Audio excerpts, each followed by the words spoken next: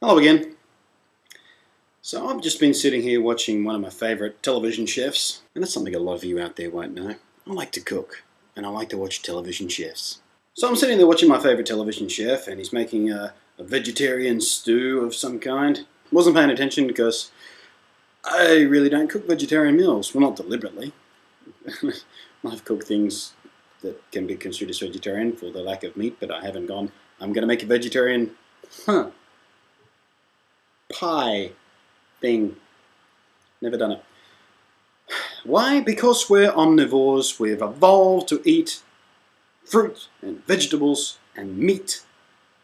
Our teeth tell the story. We've got a whole different range of teeth for a whole different range of kinds of foods.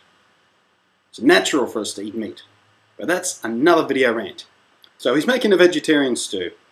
And we'll taste it for seasoning. He gets his little tasting spoon, scoops out a little bit of it, puts it in his mouth, and then proceeds to do something that has irritated me since I was a child. And that is this thing. What the hell is that? Does this. I don't get it. It's not even putting air into your mouth. I mean, if you went like that, in that direction, that's, you're fanning air into your mouth. At least in theory, maybe that might help the food cool down a bit quicker and stop the flesh inside your mouth from searing off your bones. But this, the sideways thing, I'm getting nothing. Don't understand it. Don't know why people do it. And it's one of those things that you see people do it in restaurants or in your own home sometimes. And certain roommates I've had over the years will know exactly what I'm talking about. That's right, I'm looking at you. Well, I'm not looking at you, I'm looking at the camera, but I'm implying that I'm looking at you because there's at least one person out there who'll be watching this sometime or another and who'll go, oh, he's talking about me, I remember when I did that.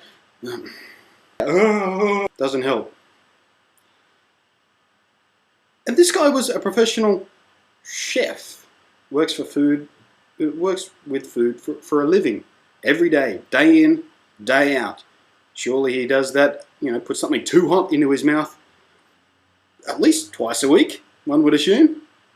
You'd think he would clue on to the fact that this doesn't do anything. You basically got two options when you put something far too hot into your mouth. You can do the disgusting thing and just spit it out somewhere. Second option is you can do what I generally do, and that is get as much air in and out of your mouth as possible. That helps. You look like a complete idiot when you do it, and everyone just turns around and laughs at you. But in doing so, you may have just saved, a layer of the skin on the roof of your mouth from peeling off. I hate that too. When you get that little flaky bit of skin at the top of your mouth when you put something too hot and then you've burned it, or you've eaten far too many salt and vinegar chips and it started to erode your skin. And then you get that little flappy bit on the inside you can't help playing with your tongue. And you're rubbing it trying to get it off because it's annoying and you can't do it. Hate that too. But anyway, what do you do? Do you spit it out? Do you do this goofy ass thing? You do what I do and do the silent monkey. I don't know, maybe swallow it as quickly as possible and then force it down your esophagus with a nice glass of water.